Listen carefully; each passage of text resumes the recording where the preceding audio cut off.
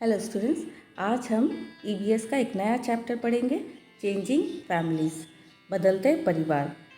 Here are some pictures of families. तो family के कुछ पिक्चर्स दिए गए हैं, कई तरह की फैमिलीज के पिक्चर्स हैं यहाँ पे। These are the families of Nimmi. पहले हम निम्मी के फैमिली के बारे में जानेंगे, उसके बाद जेरिंग के फैमिली के बारे में जानेंगे और लास्ट में हम नाजली के फैमिली के बारे में जानेंगे। Let us look at these pictures, talk about what we see and discuss. तो चलिए इन पिक्चर्स को पहले देख लेते हैं। न्यू अराइवल, एक नए अतिथि का आगमन। There is great excitement in Nimmi's family. Nimmi के फैमिली में आज बहुत खुशी का माहौल है, सब बहुत एक्साइटेड है, सब बहुत खुश है। She has a new baby sister. उसके घर में एक नई बहन का आगमन हुआ है, एक नई छोटी सी बच्ची आई है। तो ये है हमारी निम्मी। निम्मी हॉस्पिटल जा रही है जहाँ पे उसकी छोटी बहन का जन्म हुआ है। ये हॉस्पिटल का साइन है, इससे हमें पता लग जाता है कि हॉस्पिटल है। और ये है निम्मी की छोटी बहन। निम्मी की मम्मी हॉस्पिटल से घर की ओर लौट रही है और इस पिक्चर में हम देखते हैं निम्मी अपनी छोटी बहन का बड़े ही खुशी से स्वागत कर रही है। Look at the pictures and write. अब पिक्चर्स को देखिए और लिखिए, who are the members of Nimmi's family before the arrival of her baby sister.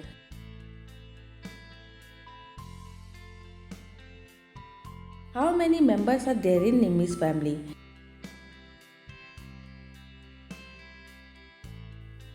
Let's talk. चलिए बात करते हैं। How do you think the lives of Nimmy's family members have changed after the arrival of the new baby? तो आपको क्या लगता है निम्मी के फैमिली मेम्बर्स के जीवन में क्या क्या परिवर्तन आए होंगे निम्मी के छोटी बहन के आने के बाद? उनके जीवन में क्या क्या परिवर्तन आए होंगे? जैसे how will Nimmi spend her day now. अब निम्मी का दिन कैसे बीतेगा? निम्मी का पूरा दिन अपनी छोटी बहन के साथ खेलने में ही बीत जाएगा। What new work will her mother do now. अब उसकी मम्मी को कौन कौन से नए काम करने पड़ेंगे? निम्मी की छोटी बहन की देखभाल करना, क्योंकि वो अभी बच्ची है तो वो खुद से कुछ नहीं कर पाएगी। उसको खिलाना, सुलाना, है ना, उसके कपड़े बदलना, नहलाना, ये सारे काम अब उसकी मदर को करने पड़ेंगे। There will be a change in the daily work of Nimmy's father, grandmother and uncle with the arrival of the new baby. Can you tell how? अब निम्मी की बहन के आने के बाद निम्मी के जो पापा हैं, निम्मी की दादी है और निम्मी के अंकल हैं, इन सब के कामों में कुछ ना कुछ चेंजेस आ जाएंगे।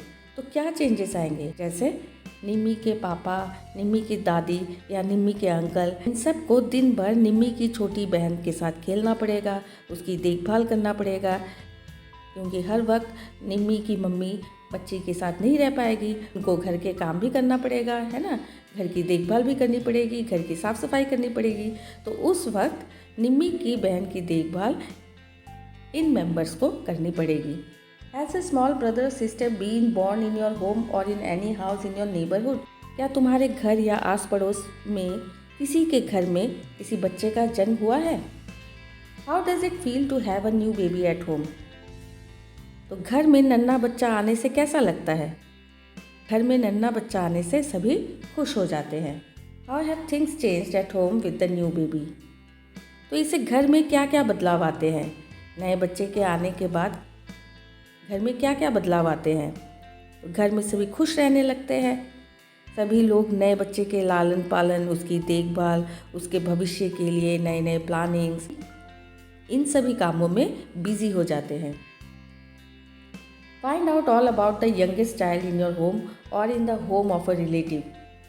तो पता लगाइए तुम्हारे या किसी रिश्तेदार के घर में जो सबसे छोटा बच्चा है उसके बारे में कुछ बातें पता कीजिए। जैसे When was the baby born? उस बच्चे का जन्म कब हुआ? Is the baby a boy or a girl? क्या वो बेबी बॉय है या गर्ल है? How are you related to him or her? आपसे उसका क्या रिश्ता है? वो आपकी क्या लगती है? Where was the baby born? बच्चे का जन्म कहाँ पे हुआ? Who does the baby look like? ये बेबी किसकी तरह दिखती है? What is the color of his or her hair? उसके बालों का रंग कैसा है?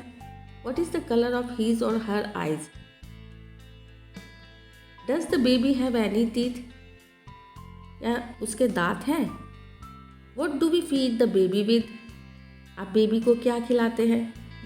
What is the babies length, baby की लंबाई कितनी है। बर्थ सर्टिफिकेट, तो बर्थ सर्टिफिकेट क्या होता है, बच्चा जिस हॉस्पिटल में जन्म लेता है उस हॉस्पिटल से डॉक्टर एक सर्टिफिकेट देते हैं। उस सर्टिफिकेट में बच्चे का नाम, बच्चे के पेरेंट्स का नाम, बच्चा गर्ल है या बॉय है ये भी लिखा होता है, उस बच्चे ने किस डेट में जन्म लिया है, कौन से डेट में जन्म लिया है, किस दिन जन्म लिया है और कौन से ईयर में जन्म लिया है, ये सारी चीज़ें हमें बर्थ सर्टिफिकेट से पता लग जाती है। How many hours a day does the baby sleep, वो बच्चा कितने घंटे सोता है। और different sounds does the baby make, तो बच्चा किस किस तरह की आवाज़ें निकालता है। Who does the baby stay with most of the time, तो बच्चा ज़्यादातर वो किसके पास ज़्यादा रहता है। अब एक नई कहानी, जेरिंग की कहानी, जेरिंग के फैमिली की कहानी। न्यू प्लेस, नई जगह। Jering's father received a letter, Jering के फादर को एक लेटर मिला, एक चिट्ठी मिली ऑफिस की ओर से। जेरिंग के फादर जिस ऑफिस में काम करते हैं उस ऑफिस से उन्हें एक चिट्ठी मिली। द लेटर सेड, लेटर में लिखा गया है that he was being promoted and would have to move to another city. Letter में लिखा गया है कि उनका प्रमोशन हो गया है, उनकी तरक्की हो गई है और उन्हें दूसरे सिटी में जाना पड़ेगा। When Jering's father showed the letter to his family, जब जेरिंग के फादर ने ये लेटर अपनी फैमिली को दिखाया, how do you think the different members would have felt, इस लेटर को देखकर या इसके बारे में जानकर कि अब जेरिंग के फादर उनके साथ नहीं रह पाएंगे, उन्हें दूसरी जगह जाना पड़ेगा, तो उनके फैमिली के मेंबर्स को कैसा महसूस हुआ होगा। और ये है जेरिंग, जेरिंग अपने मम्मी पापा के साथ दूसरे शहर जा रहा है। What will change in Jering's family after his father's transfer, Jering के फैमिली में उसके पापा के तबादले के बाद किस तरह के परिवर्तन या किस तरह का बदलाव आएगा।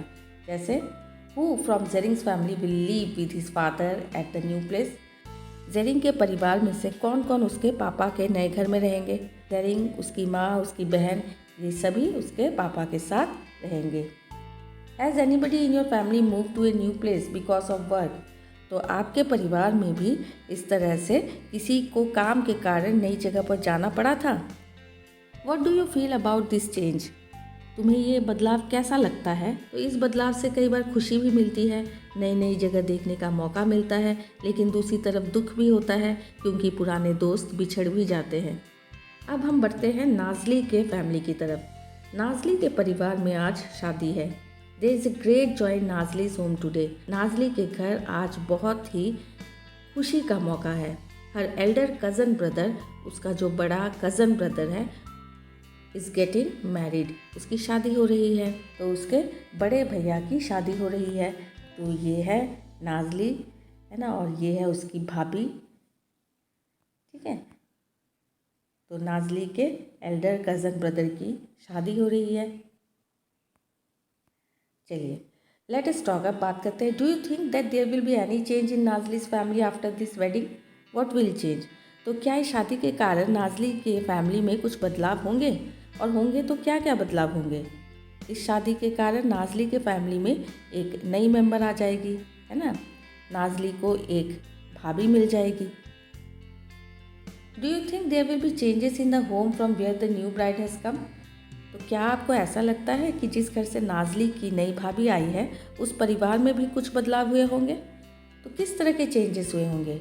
उस घर को एक नया दूल्हा मिला होगा, जैसे नाज़ली की भाभी इस घर की दुल्हन है, उनके घर में एक मेंबर कम हो गया होगा क्योंकि उनकी बेटी की शादी हो गई है। Talk to your mother and aunts in the family, ask them about where they live before they got married, तो आप भी अपनी माँ, चाची या मामी से पता करो कि वे उनकी शादी से पहले कहाँ रहते थे। शादी से पहले वो अपने मम्मी पापा के घर पर रहती थी। Who are the members in their families then, तो उनके फैमिलीज में कौन कौन से मेंबर्स थे। Has anybody in your family been married recently, क्या आपके परिवार में किसी की नई नई शादी हुई है, किसकी हुई है। Talk to your classmates and write all about what happens during weddings in their families, जैसे what kind of special food is cooked, कौन कौन सा स्पेशल खाना पकाया जाता है। जैसे शादी में पुलाव, दाल, पूरी, कई तरह की सब्जियां, मिठाइयाँ, खीर, ये सभी बनाए जाते हैं। What special clothes do the bride and bridegroom wear? दूल्हा और दुल्हन कैसे कपड़े पहनते हैं, कौन से स्पेशल कपड़े पहनते हैं? तो दूल्हा शेरवानी पहनता है, चूड़ीदार पजामा पगड़ी, और दुल्हन लहंगा चुनरी, रेशम की कढ़ाई की गई ओढ़नी, ये सभी पहनती हैं। What kinds of songs and dances are performed at weddings? तो शादी में नाच गाने किस तरह के होते हैं? तो हमने देखा कि कई तरह के बदलाव आए हैं निम्मी, जेरिंग और नाजली के फैमिली में। अलग अलग कारणों से ये बदलाव आए हैं। Write down the reasons for these changes in Nimmi's family. Nimmi के फैमिली में ये बदलाव क्यों आए हैं? क्योंकि निम्मी के परिवार में एक नई बच्ची का जन्म हुआ है, इसलिए निम्मी के फैमिली में ये चेंजेस आए हैं। इन जेरिंग्स फैमिली, जेरिंग के फैमिली में ये बदलाव क्यों आए हैं?